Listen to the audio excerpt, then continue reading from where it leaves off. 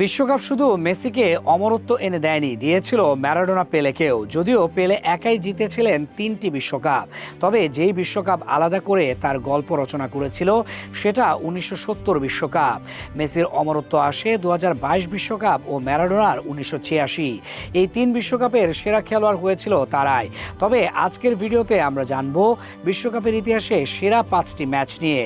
সবার আগে নজর কাড়লো আর্জেন্টিনা ও ফ্রান্সের মধ্যে বিশ্বকাপ ফাইনাল। গত ফাইনালটি ছিল টিকেটের সম্পূর্ণ সার্থক ম্যাচ। মানুষের প্রত্যাশা ছাড়িয়ে গেছে কয়েক গুণ। ডিমারিয়া ও মেসির গোলে আর্জেন্টিনার স্বপ্ন দেখছিল শিরোপার জয়ের, কিন্তু এরপর আলোচনায় এলো এমবাপ্পে। প্রথমে পেনাল্টি গোল, এরপর এক অসাধারণ শট। 90 সেকেন্ডের মধ্যে ম্যাচ 2-0 থেকে 2-2-তে চলে যায়।